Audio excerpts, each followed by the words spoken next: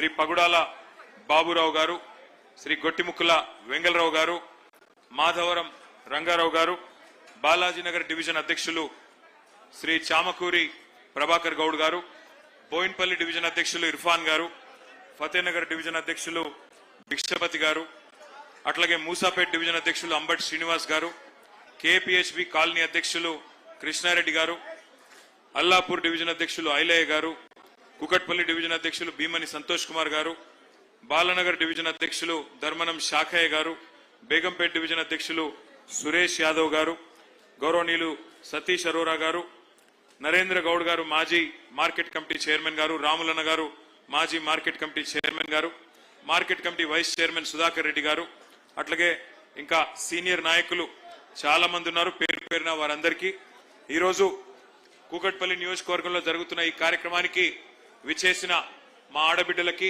అన్నదమ్ములకి, పత్రికా మిత్రులకి పేరు పేరున అందరికీ కూడా హృదయపూర్వకంగా నమస్కారం, హృదయపూర్వకంగా మీకు స్వాగతం. జర గడబడి చేయకుండా కూర్చోండి. ఈయన గడబడి చేయకమని ఈయన లొల్లెక్కు కూర్చో. కొంతమంది ఉంటారు ప్రతి మీటింగ్లా వాళ్ళ లొల్లెక్కు ఉంటుంది, పని తక్కువ ఉంటుంది, కానీ బొబ్బ ఉంటుంది. గమ్మున కూర్చో.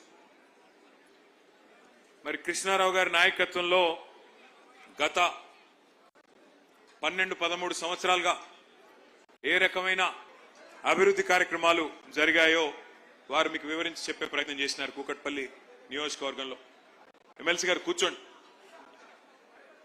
కూర్చోండి, జర అందరు కూర్చోండి, ఎక్కడో అక్కడ కూర్చోండి ప్లీజ్. ఒక మాట దయచేసి మీరు అందరూ ఆలోచించాలని చెప్పి నేను కోరుతా ఉన్నాను. 2014లో మన రాష్ట్రం ఏర్పడ్డ నాడు, తెలంగాణ రాష్ట్రం ఏర్పడ్డ నాడు, ఆ రోజుల్లో చాలా అనుమానాలు హైదరాబాద్లో ఉండేది. ఏమవుతుందో హైదరాబాద్కి, ఎట్లా ఉంటుందో భవిష్యత్తు, మరి వీళ్ళకు పరిపాలన అనుభవం ఉందా, వీళ్ళతో అవుతుందా, హైదరాబాద్ ముంగటి తీసుకుపోవడు, ఇక్కడ ఆంధ్ర తెలంగాణ పంచాయతీలు ఎట్లుంటాయి, ఇవన్నీ కూడా చాలా రకాల అనుమానాలు ఉండేది.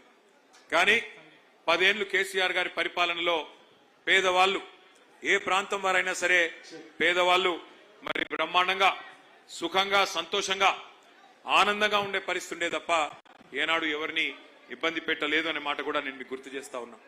ఉదాహరణకి ఎక్కడన్నా తెలిసో తెలియకో ఒక పేద బిడ్డ ఏదో గ్రామీణ ప్రాంతం నుంచి వచ్చిన వాళ్ళు కావచ్చు, లేదా హైదరాబాద్లోనే ఇతర ప్రాంతాల నుంచి వచ్చిన వాళ్ళు కావచ్చు, ఏదన్నా గవర్నమెంట్ జాగాలో తెలిసో తెలియకనో మరి 20 గజాల్లో, 30 గజాల్లో, 40 గజాల్లో ఒక గుడిసెనో, ఒక షెడ్డో, ఒక ఇల్లు కట్టుకుంటే ఒక మనసున్న ముఖ్యమంత్రి కాబట్టే కేసీఆర్ గారు ఆనాడు జీవో నంబర్ 58, జీవో నంబర్ 59 కింద 2.5 లక్షల మంది పేదలకి ఇదే హైదరాబాద్ మహానగరంలో పట్టాలు ఇచ్చినారు అనే మాట నేను మీకు గుర్తు చేస్తా ఉన్నా. 1 కాదు, 2 కాదు, 2.5 లక్షల మంది పేదలకి పట్టాలిచ్చిన మహానాయకుడు కేసీఆర్ గారు. మరి ఈరోజు కాంగ్రెస్ ప్రభుత్వం వచ్చింది, 2.5 ఏళ్ళు అయింది. ఈ 2.5 ఏళ్లలో ఒక్కసారి ఆలోచన చేయండి. హైదరాబాద్ మహానగరంలో మీ కుకట్పల్లి నియోజకవర్గంలో ఒక్క ఇల్లన్న కట్టినరా కాంగ్రెస్ వాళ్ళు?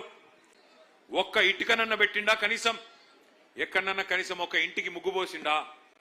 ఇందిరమ్మ రాజ్యం, ఇందిరమ్మ రాజ్యం, ప్రజాపాలన, ఇందిరమ్మ ఇండ్లు, ఇవన్నీ డైలాగులు. కానీ ఏం చేస్తున్నది ఇందిరమ్మ రాజ్యం? ఇందిరమ్మ రాజ్యం అంటే శనివారం ఆదివారం వచ్చిందంటే ఇండ్లు కూలగొట్టే రాజ్యం, హైడ్రా పేరిట అరాచకం చేసే రాజ్యం ఇందిరమ్మ రాజ్యం. గుర్తు తెచ్చుకోండి, ఎక్కడో కాదు, మీ కూకట్పల్లిలోనే మీ ఎమ్మెల్యే గారు పిలిస్తే నేను వచ్చినాను. బుచ్చమ్మ అని చెప్పి ఒక మహిళ, బుచ్చమ్మ ఒక మహిళ, పాపం ఆమె ఇంటి మీద నోటీస్ వేసినారు హైదరాబాద్, నీ ఇల్లు కూలగొడతామని చెప్పి. ఆమె సొంత ఇల్లు కూలిపోతుందనే బాధతోని వాళ్ళ బిడ్డ ఇంటికి పోయి బాలానగర్ లో ఆత్మహత్య చేసుకున్నది, ఉరిపోసుకున్నది, భయంతోనే చచ్చిపోయింది. అట్లా ఒక బుచ్చమ్మ గారు కాదు, ఇవాళ రాష్ట్ర వ్యాప్తంగా వేలాది ఇండ్లు, అది ఖమ్మంలో వెలుగుమట్ల కావచ్చు, మహబూబ్ నగర్ లో ఉండే దివ్యాంగుల కాలనీ కావచ్చు, హైదరాబాద్ లో హైడ్రా పేరిట, మూసీ పేరిట చేసే అరాచకం కావచ్చు. కట్టిన ఇండ్లు ఒక్కటి కూడా లేదు హైదరాబాద్ లో, కానీ కూలగొట్టిన ఇండ్లు ఎన్నున్నాయంటే వేలాది ఇండ్లు. ఇవాళ గరీబోళ్ళ ఇండ్లు, గరీబోళ్ళ కొంపలు ఇష్టం వచ్చినట్టుగా ఈ 2.5 ఏళ్లలో కూలగొడుతున్న ఒక చెత్త ప్రభుత్వం, దుర్మార్గమైన ప్రభుత్వం కాంగ్రెస్ ప్రభుత్వం. నాకంటే బాగా మీకే తెలుసు, పెద్దలు కేసీఆర్ గారి నాయకత్వంలో ఆనాడు పేదవాళ్ళని కడుపులో పెట్టుకుని చూసుకునే ప్రయత్నం చేసినాం. మనకు కాంగ్రెస్ ప్రభుత్వం ఆనాడు దిగిపోయేనాడు మరి 200 రూపాయల పెన్షన్తో పేదలను వదిలిపెట్టిపోతే కేసీఆర్ గారి ప్రభుత్వం వచ్చిన తర్వాత మన రాష్ట్రం వచ్చిన తర్వాత ఎంత చేసుకున్నాం? పెన్షన్ మనం ఎంత పెంచుకున్నాం? ఎంత అయింది? గట్టిగా చెప్పాలా? 2000 చేసుకున్నాం. 200 నుంచి 10 రెట్లు పెంచుకొని 2000 చేసుకున్నాం. మరి రేవంత్ రెడ్డి ఆ 2000 తీసుకునే పేదవాళ్ళందరినీ బుట్టలో వేసుకోవడానికి, వాళ్ళ ఓట్లు దండుకోవడానికి ఏం చెప్పినాడు ఆ రోజు? అత్తకి 4000 కోడలికి 2500 అన్నాడు. ఒక్కరికన్నా కనీసం 2.5 ఏళ్ళు అయిపోయింది, ఒక్కరికన్నా 4000 రూపాయలు ఎక్కడన్నా వచ్చినాయా? ఎక్కడన్నా కోడలి పిల్లకి 2500 వచ్చినాయా? నేను మధ్యన మన కార్యకర్త ఒక ఆయన పెళ్లి చేసుకుంటే పెళ్లికి పోలేదు, ఆ తర్వాత సూర్యాపేట పోయినప్పుడు సరే కొత్తగా పెళ్ళైంది కదా ఆశీర్వదిద్దామని వాళ్ళ ఇంటికి పోయినా.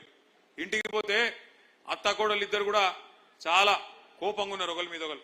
నాకు అర్థం కాల, కొత్తగా పెళ్ళైంది అప్పుడేం పంచాయతీలు ఉంటాయని నేను అనుకుని ఆ అత్తమ్మని అడిగిన, ఏం పెద్దమ్మా కోడలి పిల్ల బాగుందా కొత్త కోడలని అడిగిన. ఏం కోడలన్నా వస్తే 2500 తెస్తుంది అనుకున్నా, 2500 లేదు, ఏమీ లేదు, ఉత్త చేతులతో వచ్చిందని ఆమె అన్నది. ఆ కోడలి పిల్ల కూడా మహా గడుసు పిల్ల ఉన్నది. ఆమె అంటున్నది, ఆ అత్తమ్మ నువ్వు కూడా 4000 తెస్తావు అనుకున్నా, నీకేమైనా 4000 వచ్చిందని ఆ పిల్ల అంటున్నది. అంటే దిక్కుమాలిన కాంగ్రెస్ ప్రభుత్వం పుణ్యమాని, రేవంత్ రెడ్డి ప్రభుత్వం పుణ్యమాని ఇవాళ అత్త కోడలకు కొత్త పంచాయతీలు కూడా చాలా అయినాయి రాష్ట్ర వ్యాప్తంగా.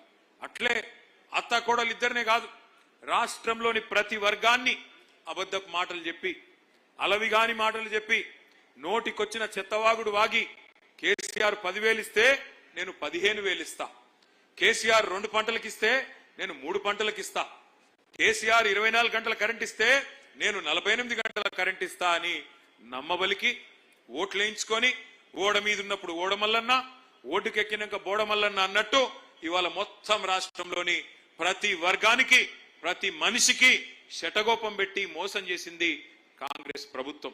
ఒక్కసారి గుర్తు తెచ్చుకోండి, ఇదే కుకట్పల్లిలో ఆనాడు కేసీఆర్ గారు ముఖ్యమంత్రి కాకముందు మంచినీళ్ళకి ఎన్ని తిప్పలుంటుండే ఒక్కసారి గుర్తు తెచ్చుకోండి. ట్యాంకర్లు, బిందెల ప్రదర్శనలు, ఎండాకాలం వచ్చిందంటే జలమండలి ముందు ఖాళీ కుండలు ఖాళీ బిందెలతోని మా ఆడబిడ్డలు పోయి ఆనాడు పీజేఆర్ గారి నాయకత్వంలో ధర్నాలు చేసిన దుస్థితి ఉండేనా లేదా ఒక్కసారి గుర్తు తెచ్చుకోండి. కానీ అదే కేసీఆర్ గారు వచ్చిన తర్వాత ఎంత బ్రహ్మాండంగా రూపాయికే నల్లా కనెక్షన్ ఇచ్చి 20,000 లీటర్లను ఉచితంగా ఇచ్చి శివారు ప్రాంతాలలో దాదాపు వేలాది కోట్ల రూపాయలు ఖర్చు పెట్టి మీ మంచినీళ్ల గోస తీర్చిన మాట నిజమా కాదా ఒక్కసారి గట్టిగా చప్పట్లతో కేసీఆర్ గారికి చెప్పాలని చెప్పి నేను కోరుతా ఉన్నా. కేసీఆర్ ప్రభుత్వం రాకముందు ఏ అపార్ట్మెంట్ కి పోయినా డీజిల్ గబ్బు, జనరేటర్లు, ఏ చిన్న దుకాణానికి పోయినా ఇన్వర్టర్లు, ఎండాకాలం వచ్చిందంటే పంకా కూడా తిరగలేని పరిస్థితి. కానీ అదే కేసీఆర్ ప్రభుత్వం వచ్చినాక సంవత్సరం తిరగకుండానే 24 గంటల కరెంట్ ఇచ్చిన మాట వాస్తవమా కాదా? ఇచ్చిన మాట వాస్తవమా కాదా? నేను ఇవాళ మీ అందరికీ కూకట్పల్లిలో వాగ్దానం చేస్తా ఉన్నా, మళ్ళీ తిరిగి వచ్చేది 2028లో ముమ్మాటికి గులాబీ జెండానే వస్తుంది, కేసీఆర్ గారు ముఖ్యమంత్రి అవుతారు. నేను మీకు వాగ్దానం చేస్తా ఉన్నా, మీ ఎమ్మెల్యే గారు ముందే చెప్తా ఉన్నా, 24 గంటల కరెంట్ ఎట్లా అయితే ఇచ్చామో హైదరాబాద్ మహానగరంలో 24 గంటలు మంచినీళ్ళు ఇచ్చే బాధ్యత కూడా నాది అని చెప్పి నేను మీకు విజ్ఞప్తి చేస్తా ఉన్నా.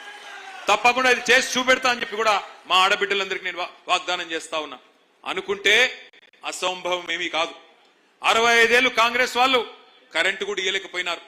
వ్యవసాయానికి కరెంట్ ఇవ్వలేదు, హైదరాబాద్ లో ఇళ్లకు కరెంట్ ఇవ్వలేదు, ఆఖరికి పరిశ్రమలకు కరెంట్ ఇవ్వకపోతే వారానికి 3 రోజులు మా కుత్బుల్లాపూర్ లో శివారు ప్రాంతాల్లో ఉండే మరి పరిశ్రమలు మూత పెట్టుకునే పరిస్థితి. అందుకే నేను మీకు చెప్తా ఉన్నా, 24 గంటల కరెంట్ ఇచ్చింది కేసీఆరే, రేపు మళ్ళీ 24 గంటల నీళ్లు హైదరాబాద్ మహానగరంలో ఇవ్వబోయేది తిరిగి మళ్ళీ కేసీఆర్ అనే మాటను మీకు విజ్ఞప్తి చేస్తా ఉన్నా. తప్పకుండా ఇచ్చి మీ మనసు గెలుచుకుంటామని చెప్పి కూడా విజ్ఞప్తి చేస్తా ఉన్నా. 1, 2 కాదు, ఒక మంచి నీళ్లు కరెంటు మాత్రమే కాదు, హైదరాబాద్ లో ఎన్ని పనులు చేసుకున్నాం మనం. కరోనా వస్తే ఆ రోజు మూతికి బట్ట కట్టుకొని మూతికి మాస్క్ వేసుకొని ఎవరి ఇళ్లలో వాళ్ళు కూర్చునే ఒక దయనీయమైన పరిస్థితి. అది చూసిన తర్వాత కేసీఆర్ గారు ఆలోచన చేసి ఈ పరిస్థితి మళ్ళీ భవిష్యత్తులో ఎప్పుడన్నా వస్తే